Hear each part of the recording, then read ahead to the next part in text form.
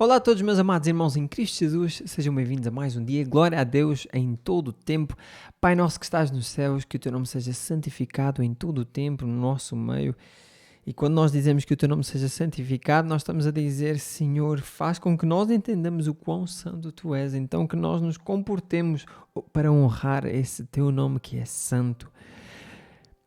Venha a nós o teu reino e seja sempre feita a tua vontade, Pai, na terra, assim como ela é feita no céu.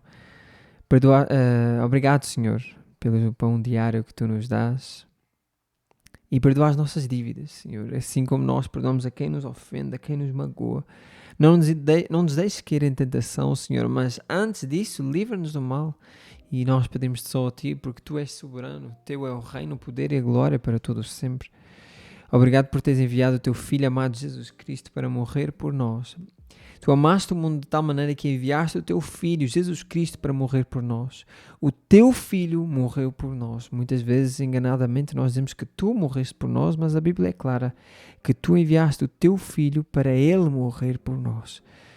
Oh Pai, obrigado, Senhor nosso Deus. Nós agora somos Teus, como Teus filhos, adotados por meio de Cristo Jesus, através do Espírito Santo. Porque Jesus viveu a vida perfeita, morreu por nós e ressuscitou ao terceiro dia pelo poder do Espírito Santo. E agora nós podemos ter esta comunhão contigo, porque quando Jesus foi elevado, enviou o Espírito Santo para que nós agora não estejamos órfãos, sozinhos, sem consolo, mas então Ele enviou-nos o Consolador para que demos glória em todo o tempo através das nossas vidas. Obrigado, Senhor, em nome do Teu Filho amado Jesus Cristo, eu agradeço e oro. Amém. Glória a Deus, amados irmãos, eu estou a reparar que aqui a câmera está um pouco lenta. Deixa eu só confirmar aqui. Mas eu acho que vou deixar assim mesmo, ok? Não vou mexer aqui. Glória a Deus, amados. Deus seja louvado em todo o tempo. O que interessa mesmo é o áudio. Então, nós vamos começar a nossa leitura em Números, capítulo 33, a partir do versículo 40. E eu quero saber como vocês estão. Por favor, escrevam nas mensagens. Simeão, eu estou bem. Simeão, não estou tão bem. Por favor, ora por mim. Eu quero orar por ti e quero que nós todos oremos uns pelos outros para a honra e glória de Deus. Amados, Números 33, a partir do versículo 40. O rei, eu vou antes ler desta maneira, porque o dia, como vocês sabem, nós não fazemos ao fim de semana, então o dia não conta. Não avança, então estes foram os fins de semana todos para trás que nós deixámos, os dias, mas vamos prosseguir, é 1 ano e pouco, ok? 365 dias de leitura, 1 ano e pouco. Números 33, a partir do versículo 40. O rei cananeu de Arad, que vivia no Negueb, na terra de Canaã, soube que os israelitas se aproximavam de sua terra. Saíram do monte Hor e acamparam em Zalmona. Saíram de Zalmona e acamparam em Punon. Saíram de Punon e acamparam em Obote. Saíram de Obote e acamparam em Ije-Abarim, na fronteira de Moab. Saíram de Ije-Abarim e acamparam em Dibon-Gad. Saíram de Dibon-Gad e acamparam em Almon-Diblataim. Saíram de Almon-Diblataim e acamparam nos montes de Abarim, perto do monte Nebo. Saíram dos montes de Abarim e acamparam nas campinas de Moab, junto ao rio Jordão, do lado oposto de Jericó. Junto ao rio Jordão, acamparam desde Bet-Jezimote até Abel-Sitim, nas campinas de Moab. Enquanto estavam acampados perto do rio Jordão, nas campinas de Moab, do lado oposto de Jericó, o Senhor disse a Moisés: Dê as seguintes instruções ao povo de Israel quando atravessarem o rio Jordão para entrar na terra de Canaã. Expulsem todos os povos que vivem ali. Destruam todas as imagens esculpidas ou fundidas e derrubem todos os santuários idólatras. Tomem posse da terra e estabeleçam-se nela, pois eu lhes dei a terra para a ocuparem. Distribuam a terra entre os clãs por sorteio e de forma proporcional ao tamanho de cada clã.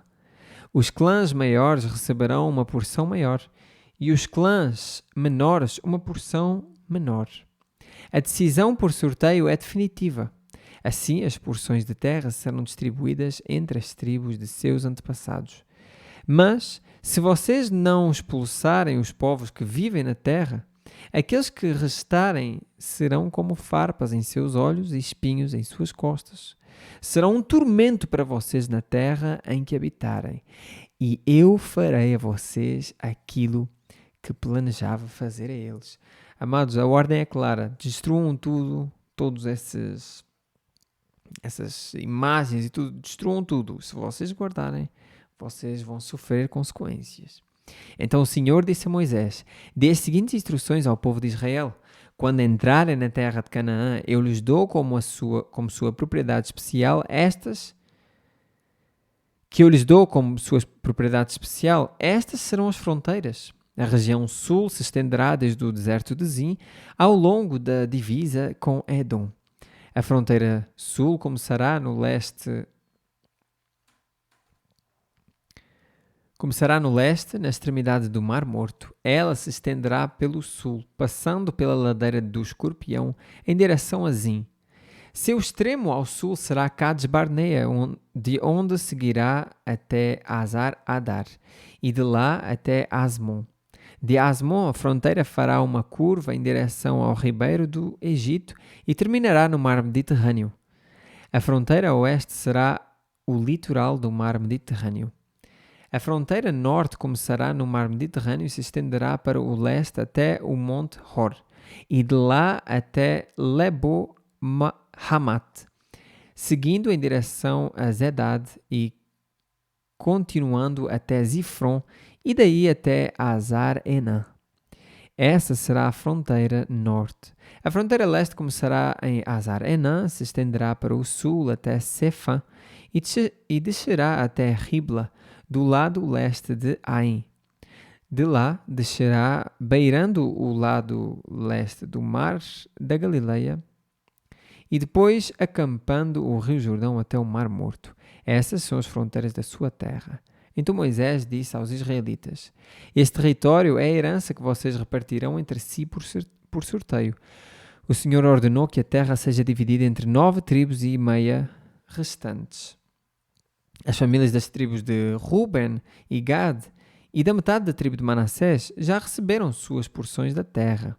Do lado leste do Jordão, do lado oposto de Jericó, na direção do nascer do sol. Não sei se lembram, mas nós lemos isto nos outros dias, em que a terra, no lado de fora, neste caso, era tão fértil para o gado e tudo mais, ou tão apta para o gado e tudo mais, e ampla. Então, estas tribos de Ruben, Gad e meia tribo de Manassés quiseram ficar então do outro lado, ok? Eles decidiram lutar para conquistar a terra, mas depois voltavam para as suas terras. O Senhor disse a Moisés: o sacerdote Eleazar e Josué, filho de Num, são os homens escolhidos para repartir a terra entre o povo. Nomeiem um líder de cada tribo para ajudá-los com a tarefa. Estas são as tribos e os nomes dos líderes. Da tribo de Judá, Caleb, filho de Jefuné. Da tribo de Simeão, Samuel, filho de Amiúde. Da tribo de Benjamim, Elidad, filho de Quislon. Da tribo de Dan, Buqui, filho de Jugli. Da tribo de Manassés, filho de José, Haniel, filho de Réfod. Da tribo de Efraim, filho de José, Quemuel, filho de Siftã. Da tribo de Zebulun, Elisafã, filho de Parnac. Da tribo de Issacar, Paltiel, filho de Azã. Da tribo de Asser, Aiud, filho de Selomi. Da tribo de Naftali, Pedael, filho de Amiúde. Esses são os homens que o Senhor nomeou para repartir as porções da terra de Canaã entre os israelitas. O Senhor disse a Moisés, junto ao rio Jordão, nas campinas de Moab, do lado oposto de Jericó: ordene aos israelitas que das propriedades que receberem por herança, deem algumas cidades para os levitas morarem. Entreguem também as pastagens ao redor delas. As cidades serão para moradia dos levitas, e as terras ao redor servirão de pasto para seu gado, suas ovelhas e todos os seus animais. As pastagens reservadas para os levitas ao redor dessas cidades se estenderão em todas as direções por 450 metros, a partir dos muros da cidade. Meçam 900 metros fora dos muros da cidade em todas as direções, leste, sul, oeste e norte, com a cidade no centro. Essa será a área de pastagem das cidades. 6 das cidades que vocês derem aos levitas serão cidades de refúgio, para onde uma pessoa que tiver matado alguém acidentalmente poderá fugir e ficar a salvo. Além disso, deem a eles 42 cidades. No total, vocês darão aos levitas 48 cidades com as pastagens ao redor. As cidades virão da herança dos israelitas.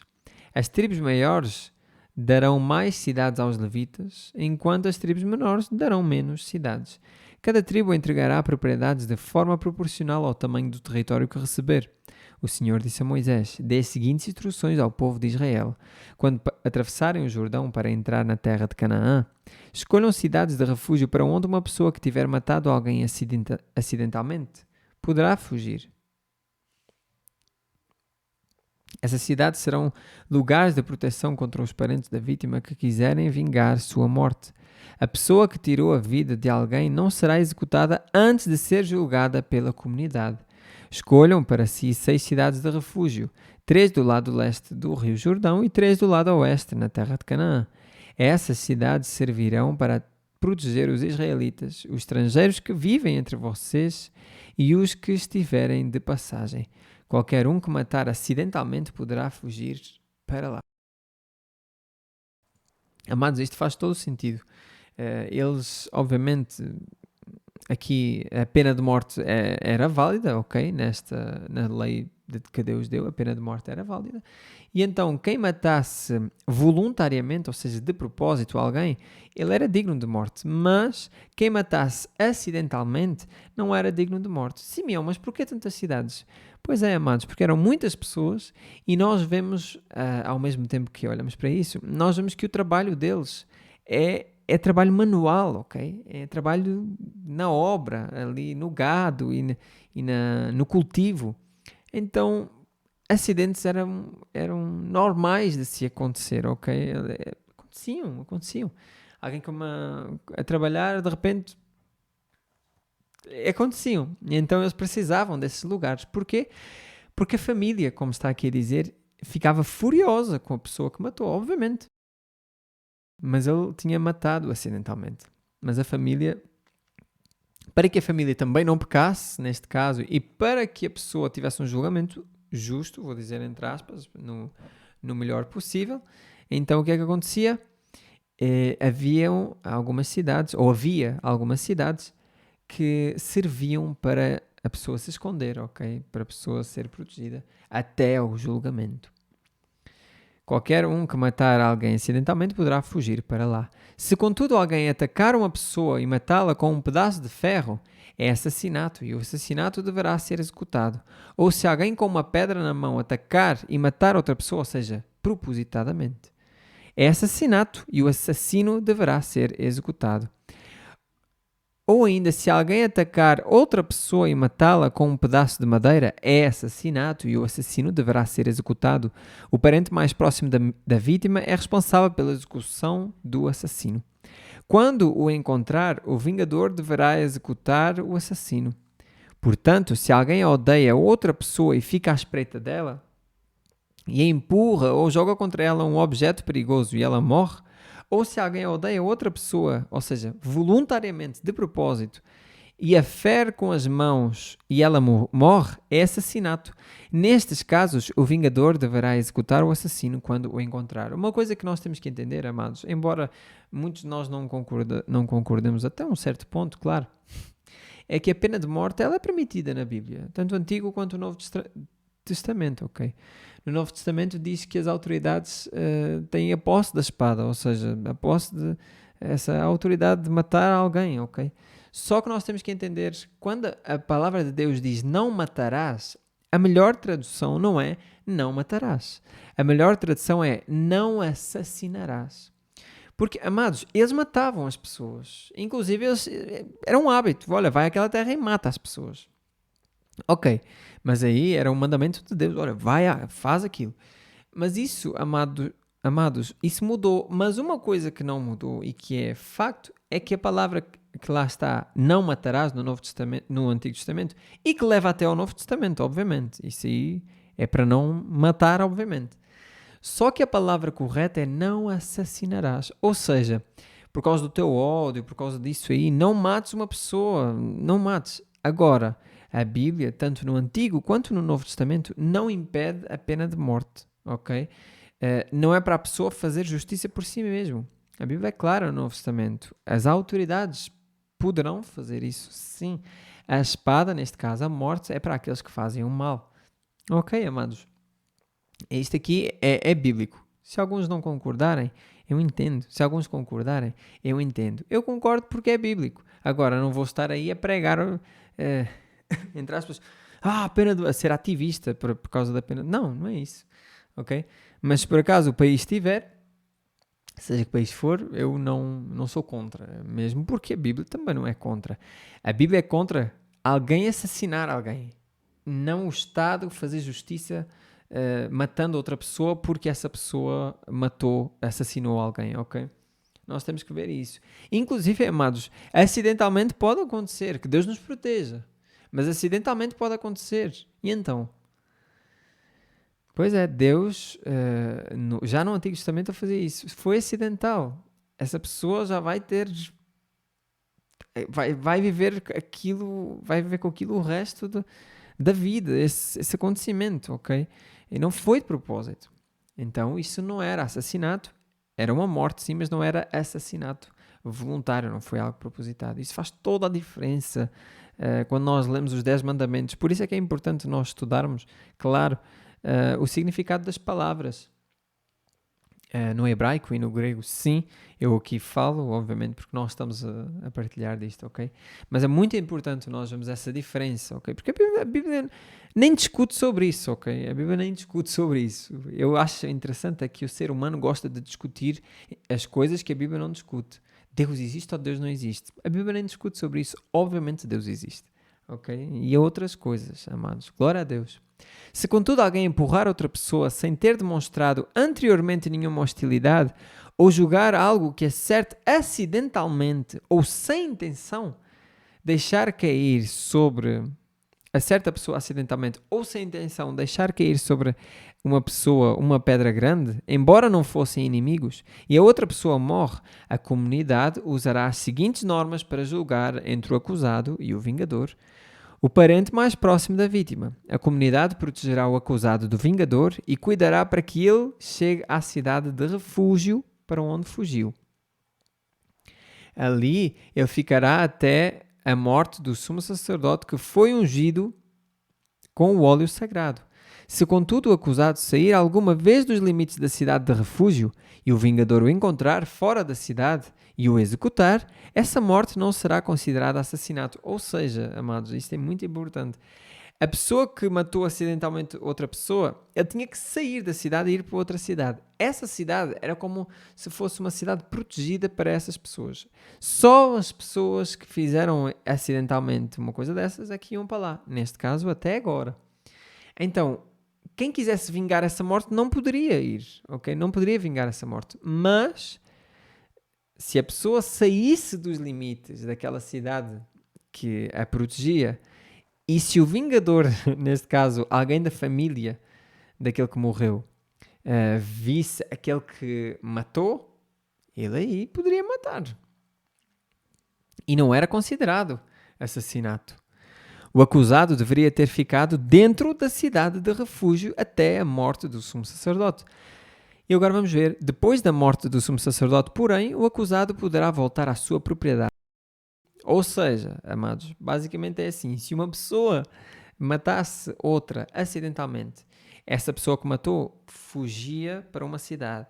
Nessa cidade, ele tinha que ficar lá até à morte do sumo sacerdote. Se o sumo sacerdote demorasse 30 anos a morrer, tinha que ficar 30 anos na cidade. Se demorasse um dia, tinha que ficar um dia na cidade. Essas são as prescrições legais a serem cumpridas de geração em geração, onde quer que morarem. Ou seja, se eles saíssem, da cidade depois da morte do sumo sacerdote, aí o vingador já não podia matar, ok? Já não é assim, aí já estava tudo como que perdoado, ok? Todos os assassinatos deverão ser executados, mas apenas se mais de uma testemunha apresentar provas. Ninguém será executado com base no depoimento de apenas uma testemunha. Jamais aceitem resgate pela vida de alguém que foi declarado culpado de assassinato e condenado à morte. Os assassinatos deverão sempre ser executados. E jamais aceitem resgate de alguém que fugiu para uma cidade de refúgio, permitindo que, com isso que o acusado volte à sua propriedade antes da morte do sumo sacerdote. Essa medida garantirá que a terra em que vivem não seja contaminada, pois o assassinato contamina a terra. O único sacrifício que fará expiação pela terra em caso de assassinato é a execução do assassino. E aqui está uma frase em que eu vou chamar de emblemática, ok? Para nós entendermos. Então, o assassinato, uma frase boa para nós entendermos isto aqui. O assassinato contamina a terra, ok? Não estamos a falar de uma morte acidental, estamos a falar do assassinato. Alguém ter ódio ou raiva de alguém, ira, no sentido negativo, claro, e matar aquela pessoa. Isso aí é alguém ter ódio, então é assassinato. O único sacrifício que fará expiação pela terra, em caso de assassinato, é a execução do assassino. Claro, amados, nós estamos a falar, obviamente, do Antigo Testamento, mas isto não saiu. Cristo Jesus, ele vai morrer por nós, ok? Para nos perdoar, obviamente. Mas nós temos um Estado ainda, nós temos leis e temos tudo isso, ok? Então, nós vemos então isto aqui. Não contaminem a terra onde habitam, pois eu mesmo habito ali. Eu sou o Senhor e habito entre o povo de Israel. Glória a Deus em todo o tempo, amados, porque quando mostraram a moeda a Jesus a dizer assim, de quem é essa inscrição? Jesus disse, de quem é essa inscrição? E eles disseram, de César. Então Jesus disse, dá a César o que é de César e dá a Deus o que é de Deus. Isso mostra muitas coisas, amados, principalmente em relação ao dinheiro, mas aqui eu vou utilizar em relação a outra coisa. É que nós muitas vezes queremos espiritualizar todas as coisas. E amados, existe o reino de Deus, ok? Existe o nós fazemos a vontade de Deus, independentemente de onde nós estivermos. Mas existe o Estado também, existem estas coisas mundanas, estas coisas, amados. E nós não podemos espiritualizar tudo. O Estado tem aquela coisa, então aquela coisa é muito má.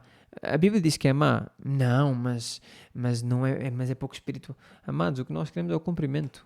É o cumprimento da lei, de maneira a que as pessoas possam viver sossegadamente. Isso é o ponto principal. Isso está em 1 de Pedro. Creio que em 1 ou 2 de Pedro. E Paulo também fala disso ao Timóteo, ok? Isso é muito importante. E outra coisa, na parte onde diz que aquela parte de dai a César o que é de César e a Deus o que é de Deus, muitas vezes as pessoas das igrejas pedem dinheiro o tempo todo, não é? Pois é, amados, pois é. Será que é suposto isso acontecer?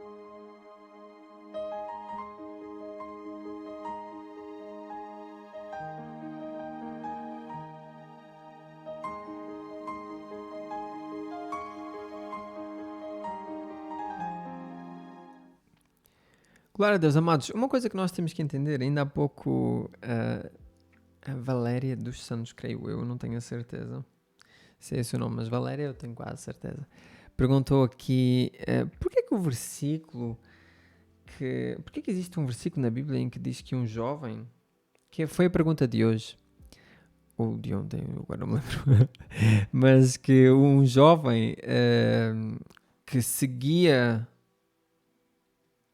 os discípulos e Jesus, na noite em que Jesus foi traído, um jovem estava só de lençol e eles agarraram o lençol e ele correu nu. Porquê que isso está na Bíblia?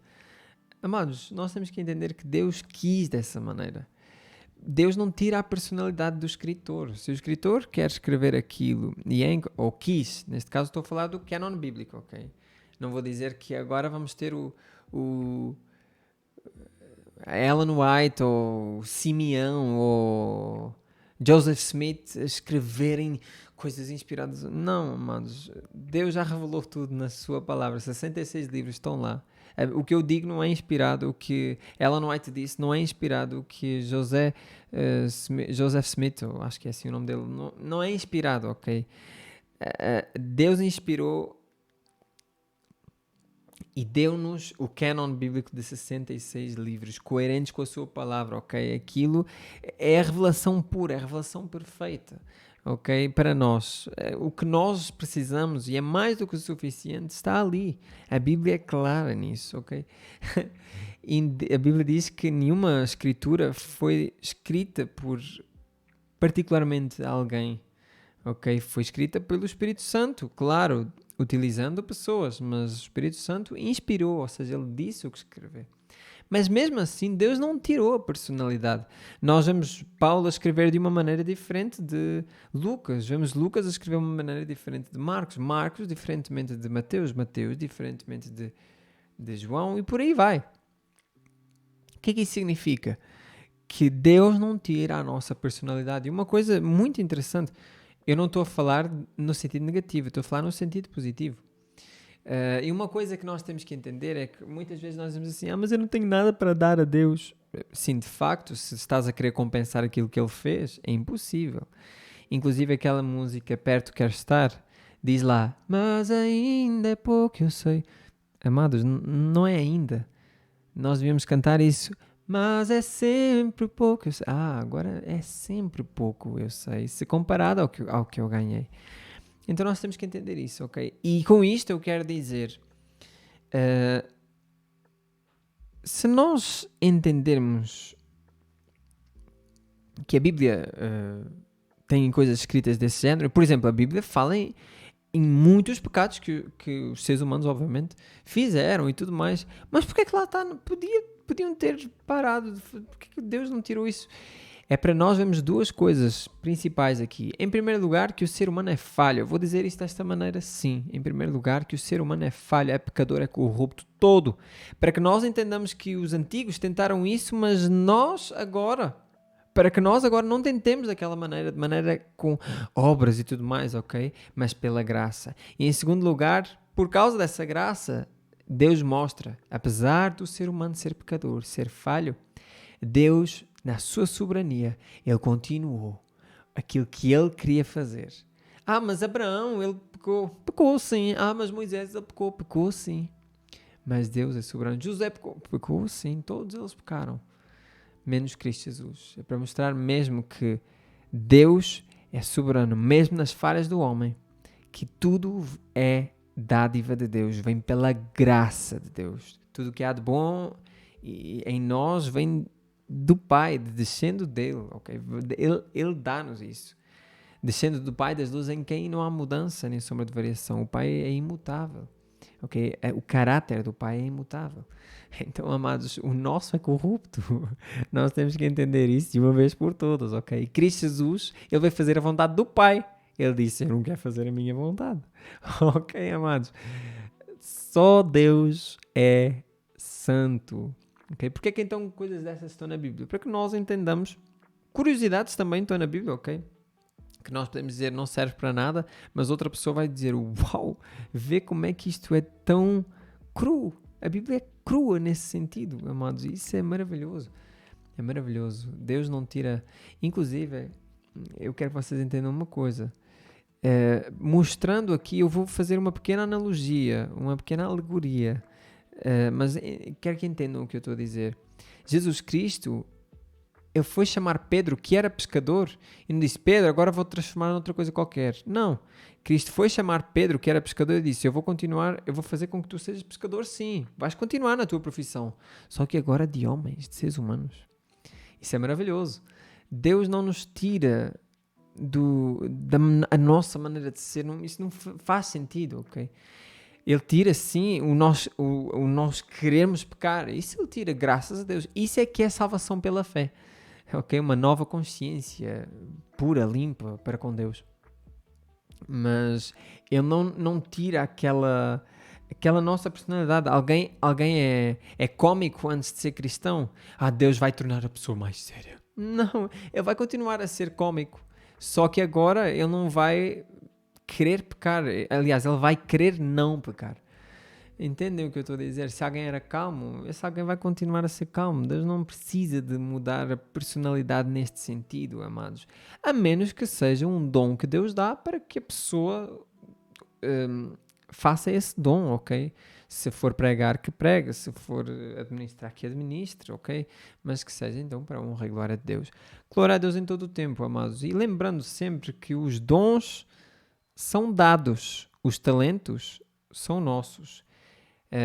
O pai da Sara disse-me no outro dia uma coisa, que nós estávamos à conversa. E eu até perguntei, tu já tinhas pensado nisso? Eu disse, não, mas conversas sábias ou inteligentes causam isto nas pessoas. É evolução nesse sentido. No sentido de sabedoria, claro. Independente, ou seja, de cada um. Mas, amados, nós estávamos a falar e eu quero partilhar isso com vocês. Nós estávamos a falar...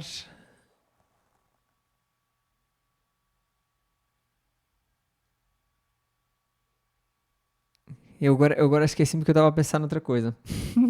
E vocês não estão a saber, agora está tudo curioso aí. Eh, que o... E ele até disse assim, repara que a pessoa pode ser talentosa, ou seja, a própria pessoa é talentosa.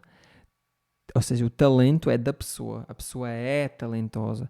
Mas o dom, a pessoa não é donosa. O dom é sempre uma dádiva. Então, quando nós entendemos que é dom, sabemos que foi Deus que nos deu. Mas aquela pessoa tem talento para cantar. Ok, pode ter talento para cantar, tudo bem. Mas eu posso também considerar isso como um dom, dependendo do que realmente é, ok? Depende sempre. Mas, por exemplo, dom de administrar. A pessoa pode ter tirado um curso de administrador. Será que é talento ou é dom? Sabe-se sempre, amados, sabe-se sempre. A pessoa que está no lugar errado, ou seja, a pessoa que não tem um dom para fazer uma coisa e ela está a fazer, é que não desenvolve. A pessoa que tem o dom para fazer uma coisa e ela está a fazer essa coisa, aquilo desenvolve. Glória a Deus. Lucas 5, 12 a 28. Num povoado, Jesus encontrou um homem coberto de lepra. Quando o homem viu Jesus, prostrou-se com o rosto em terra e suplicou para ser curado, dizendo: Se o Senhor quiser, pode-me curar e me deixar limpo. O homem não disse: Jesus, ordene-te que é o que nós dizemos, o que nós ouvimos dos dias de hoje, né? Ele disse: se o Senhor quiser. Isto é falta de fé? Se o Senhor quiser, não. Isto é fé. Mas a pessoa não tem que declarar cura? Não. Só Jesus, só Deus é que pode fazer isso, ok?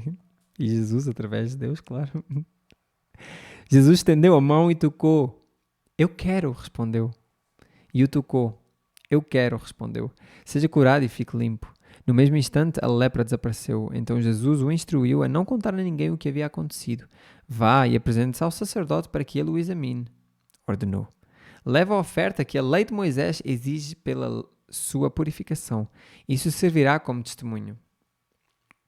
Mas as notícias a seu respeito se espalhavam ainda mais e grandes multidões vinham para ouvi-lo e para ser curadas de suas enfermidades. Ele, porém, se retirava para lugares isolados a fim de orar. Certo dia, enquanto Jesus ensinava, alguns fariseus e mestres da lei estavam sentados por perto. Eles vinham de todos os povoados da Galileia, da Judeia e de Jerusalém. E o poder do Senhor para curar estava sobre Jesus. Reparem, e o poder do Senhor, o poder de Deus para curar estava sobre Jesus. Nós não podemos esquecer isto, amados, porque isto aqui, eu até vou colocar azul para voltar aqui. Isto aqui é uma coisa que nós temos que entender. Reparem aqui. Se o Senhor quiser, eu quero. Ok? Aqui. Se o Senhor quiser, suplicou. Eu até vou colocar aqui, ó. Quando o homem viu isto tudo. Amados, eu quero que isto fique bem atento. Quero que isto fique bem firme na nossa mente. Cristo Jesus veio cumprir tudo o que o Pai fez. Mas não é a Trindade, eles não são... Jesus também não é Deus. Amados, a minha pergunta é, como é que Deus abandona Deus? ok? Jesus é Deus sim, Ele é considerado e Ele é Deus sim, nós adoramos-lo. Porque é que nós podemos adorar? Porque Deus Pai disse para nós adorarmos o Filho, dizendo a nós que o Filho é Deus, ok?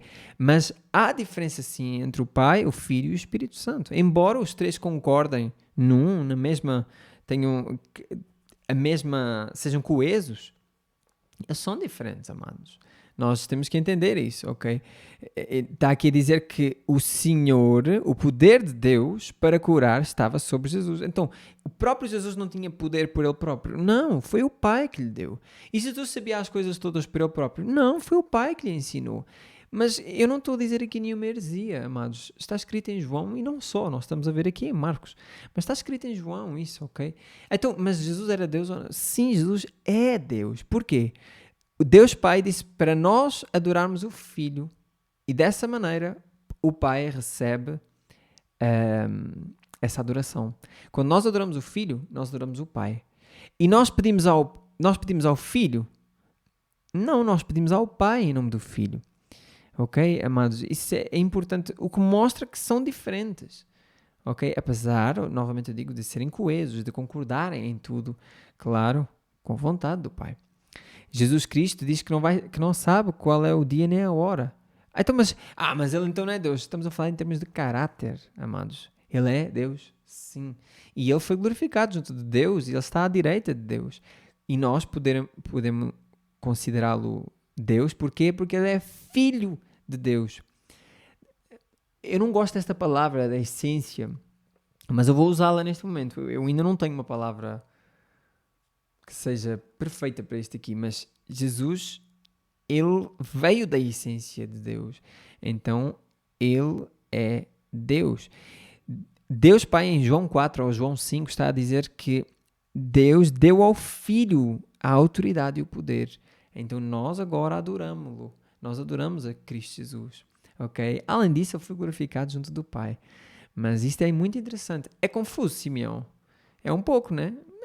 É confuso, sim. Mas nós temos não só esta vida, se Deus assim nos permitir, mas toda a eternidade para entender todas essas coisas, amados. Eu quero que nós olhemos para a Bíblia como ela está. O que é que ela diz? Cristo Jesus é Deus? Sim, a Bíblia é clara nesse aspecto. O Espírito Santo é Deus? Sim, amados. É o Espírito de Deus. Tem obrigatoriamente que ser Deus, ok? Mas é como Deus Pai? Não. Não, aí é claro. Jesus vai entregar tudo a Deus Pai. Ok? Isso é claro. E Jesus Cristo enviou-nos o Espírito Santo. Então o Espírito Santo fez o que Jesus disse por causa do Pai. É confuso? É, mas nós temos que entender isso. Então, vejam aqui, se o poder de Deus para curar estava sobre Jesus, amados, como é que há algumas pessoas que dizem que têm poder para curar? Só se for bruxaria. E isso aí mesmo assim não são as pessoas, são demónios. Porque a Bíblia diz que no fim dos tempos os anticristos e os falsos cristos irão fazer milagres. Entre aspas, milagres, mas aos nossos olhos, maravilhas dessas. Então, amados, reparem, Deus estava sob... Mas isto desde criança, desde quando vimos o testemunho... Aqui estamos a ler de Lucas, eu há pouco disse Marcos. Nós vimos o testemunho, neste caso a vida, os primeiros momentos de Cristo Jesus, e estava lá que Jesus crescia em sabedoria e tudo mais. Alguns homens vieram carregando um paralítico numa maca. Tentaram levá-lo para dentro da casa até Jesus, mas não conseguiram por causa da multidão. Então subiram ao topo da casa e removeram uma parte do teto. Em seguida baixaram o paralítico na maca até o meio da multidão, bem na frente dele. Ao ver a fé que eles tinham, Jesus disse ao paralítico: Homem, seus pecados estão perdoados. Mas os fariseus e mestres da lei pensavam: quem ele pensa que é? Isso é blasfémia. Somente Deus pode perdoar pecados. Amados, eles têm razão. Os fariseus têm razão. Somente Deus pode perdoar os pecados. Mas nós vemos, em João está lá, João 4 a João 5, que Deus Pai deu a autoridade ao Filho para isto aqui. Então, Cristo, nós consideramos-lo claro que ele é Deus, porque ele pode fazer isso, sim. Ele veio do Pai, é o Filho unigênito, o único Filho do Pai. Glória a Deus. E outra coisa, amados, ao ver a fé que eles tinham, reparem que a fé não é apenas, eu acredito, eu tenho fé, eu vou fazer isto. A fé e a ação estão juntos, ok? Fé e obras estão juntas. Não existe um sem o outro, não existe o outro sem um. E quando existe fé sem obras, é morta. Quando existe obras sem fé, é algo vão. Então, glória a Deus, amados. Então os fariseus ficaram, o que é isto? Jesus, sabendo o que pensavam, perguntou, por que vocês questionam essas coisas em seu coração? O que é mais fácil dizer? Seus pecados estão perdoados? Ou levante-se e ande? Mas eu lhes mostrarei que o Filho do Homem tem autoridade na terra para perdoar pecados. Então disse ao paralítico, levante-se, pegue a sua maca e vá para casa. De imediato, aqui nós podemos ver, creio eu, amados, ok? Creio eu. Mas nós podemos ver que este homem estava com um problema por causa dos seus antigos pecados. Os seus antigos pecados fizeram com que ele estivesse nesta situação. Porque em Tiago está lá a dizer, façam a oração, se a pessoa for curada, os seus pecados lhe são perdoados. Então uma ou outra coisa, nós podemos dizer, claro.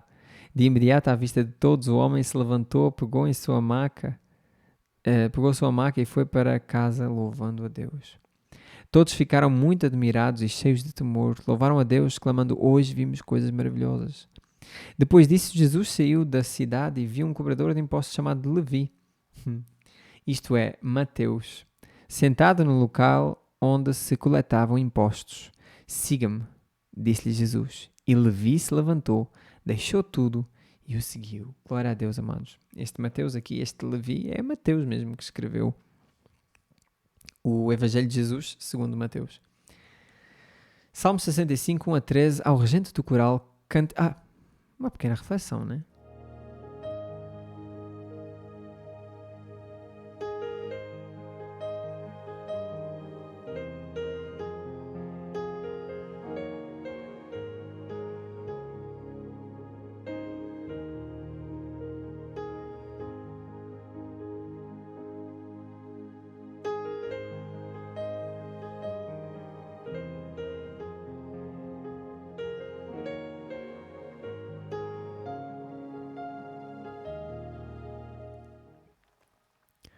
Glória a Deus, amados. Salmo 65, 1 a 13, ao regente do coral, cântico.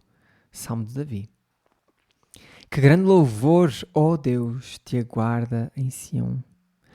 Cumpriremos os votos que te fizemos, pois respondes às nossas orações. Todos virão a ti. Embora sejam muitos os nossos pecados, tu perdoas nossa rebeldia. Como é feliz aquele que tu escolhes para se aproximar de ti. Aquele que vive em teus pátios. Quantas coisas boas nos saciaram em tua casa, em teu santo templo. Tu respondes às nossas orações com notáveis feitos de justiça, ó Deus de nossa salvação. És a esperança de todos na terra e até dos que navegam por mares distantes. Formaste os montes com teu poder e de grande força te armaste. Acalmaste a fúria dos mares e as ondas impetuosas e calaste o tumulto das nações. Os habitantes dos confins da terra se admiram com tuas maravilhas. Desde onde o sol nasce até onde se põe, despertas gritos de alegria. Cuidas da terra e a regas, tornando-a rica e fértil. O rio de Deus tem muita água, proporciona fartura de cereais, porque assim ordenaste. Encharcas o solo arado, dissolves os torrões e nivelas os sulcos. Amoleces a terra com chuvas e abençoas suas plantações. Coroas o ano com boas colheitas. Tuas pegadas deixam um rastro de fartura. Os pastos no deserto ficam verdes e as encostas dos montes florescem de alegria. Os campos estão cobertos de rebanhos e os vales forrados de cereais. Toda a terra grita e canta de alegria. Glória a Deus, amados. Eu sublinhei aqui uma coisa, mas é bem clara, então vou continuar aqui. Provérbios 11, versículo 23. Os justos têm a expectativa de uma recompensa, enquanto os perversos só podem esperar o juízo. Amados, é bem verdade, nós sabemos disso, mas eu quero que pensem, não de maneira negativa, digo eu, de maneira apesar, mas pensem num pecado que vocês cometeram e que vocês não queriam que alguém soubesse. Essa perseguição que nós sentimos da nossa própria consciência. Amados, glória a Deus porque Ele nos livra disso, se nós permanecemos na Sua palavra em obediência, amados. Que Deus seja com todos nós, que Deus seja convosco, para que nenhum de nós peque voluntariamente, principalmente eu falo, para que nenhum de nós peque voluntariamente, amados, de maneira a desprezar o sangue de Cristo Jesus. Deus seja com todos vós, permaneçamos na Bíblia Sagrada para que ela permaneça em nós. Amanhã, se Deus permitir, nós acabamos de ler Números e entramos em Deuteronômio, que eu gosto muito. Deus seja louvado em todo o tempo, permaneçam em Cristo, amados. Permaneçamos todos, oremos uns pelos outros, cuidando uns dos outros. Deus seja louvado em todo o tempo. Amém.